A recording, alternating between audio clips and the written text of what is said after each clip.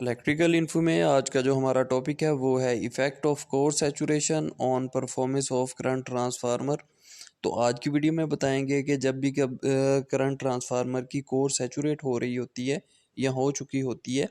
तो उसकी वजह से जो करंट ट्रांसफार्मर की परफॉर्मेंस हो या वर्किंग हो या उसका ऑपरेशन हो उसमें क्या फ़र्क आ रहा होता है और क्या जो है उसकी वजह से नुकसानात हो रहे होते हैं। तो सबसे पहले तो आपको पता होना चाहिए कि कोर सैचुरेशन क्या चीज़ है। बेसिकली आसान लफ्ज़ों में ये है कि जब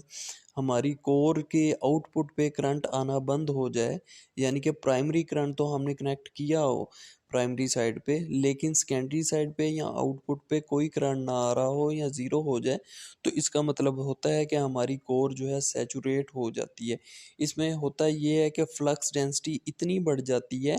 कि फर्दर जो है फ्लक्स में चेंज नहीं आ रहा होता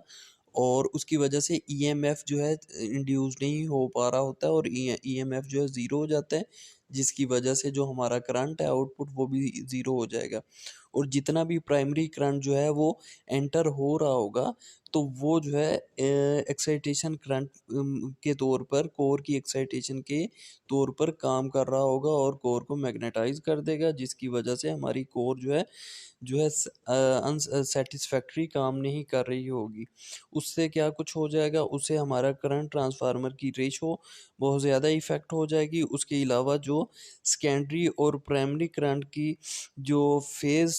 शिफ्ट होती है, जो 180 डिग्री होती है, उसमें भी फ़र्क आ जाता है। उसके अलावा जब इंक्रीज़ हो रही होती है excitation current of current transformer,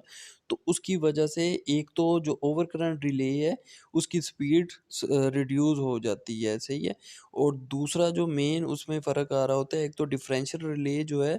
उसकी जो बैलेंस होता है वो डिस्टर्ब हो जाता है और उसकी स्टेबिलिटी ऑफ प्रोटेक्शन जो है अच्छी ज़्यादातर इफ़ेक्टेड हो जाती है और जो है हमारी operation of current transformer unsatisfactory हो जाते हैं, जिसकी वजह से हमारा जो है सीटी जो है सही अपना काम नहीं कर रही होती।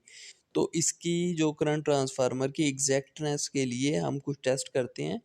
वो टेस्ट जो है वो पोलैरिटी टेस्ट होता है, रेशियो टेस्ट होता है, एक्साइटेशन इंसुलेशन टेस्ट होता है, वाइंडिंग एंड बर्डन टेस्ट हम करते हैं ताकि हमें पता चल सके कि